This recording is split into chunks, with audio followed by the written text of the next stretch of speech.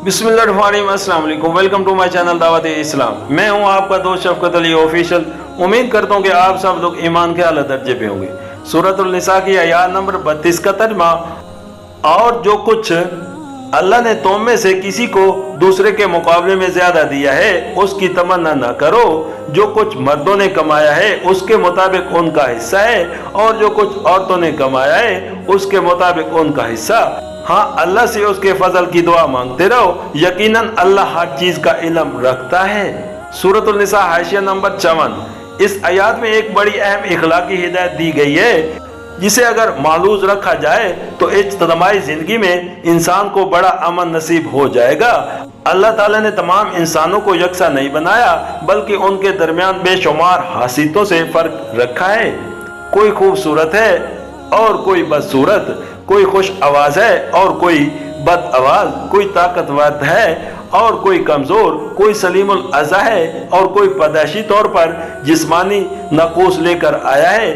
किसी को जिस्मानी और ज़हनी क़ुव्वतों में से कोई कुव्वत ज्यादा दी है और किसी को कोई दूसरी कुव्वत, किसी को बेहतर हालात में पैदा किया है और किसी को बद हालात में, किसी को ज्यादा ज़राए दिए हैं और किसी को कम।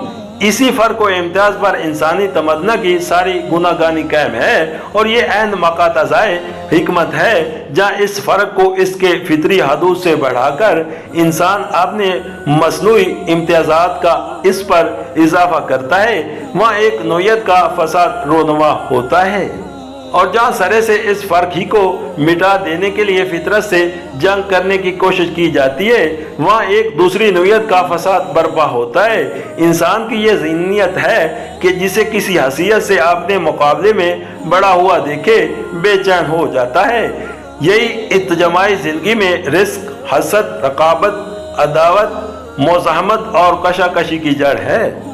और इसका नतीजा ये होता है कि जो फजल उसे जायज़ तरीकों से हासिल नहीं होता, उसे फिर वो नाजायज़ तदबीरों से हासिल करने पर उतर आता है।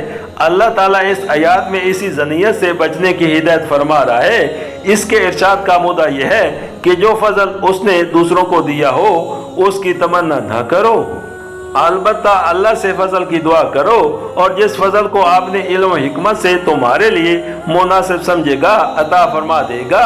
और ये जो फरमाया, मर्दों ने जो कुछ कमाया है उसके मुताबिक उनका हिस्सा है, और जो कुछ औरतों ने कमाया उसके मुताबिक उनका हिस्सा। इसका मतलब जहाँ तक मैं समझ सका हूँ वो ये है कि मर्दों और औरतों में से जिसको जो कुछ अल्लाह ने दिया है उसको इस्तेमाल करके जो जितनी और जैसी बुराई या भलाई कमाएगा उसी के मुताबिक या बिल अल्फाज दीगी इसी की जिनसे अल्लाह के यहाँ हिस्सा पाएगा।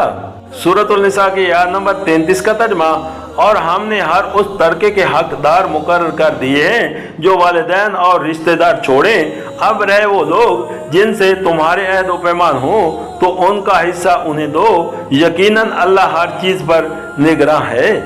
सूरतुल निसा हाशिया नंबर 55। अहले अरब में कहदा ये था कि जिन लोगों के दरमियान दोस्ती और भाईचारे के अहद व पैमान हो जाते थे वो एक दूसरे की मिरास के हकदार बन जाते थे। इसी तरह जिसे बेटा बना लिया जाता था वो भी मुंह बोले बाप का वारिस करार पाता था। इस आयत में जाहिलियत के इस तरीके को मंसूख करते हुए इरशाद फरमाया गया है कि वरासत तो उसी कायदा के मुताबिक रिश्तेदारों में तकसीम होनी चाहिए जो हमने मुकर्रर कर दिया है।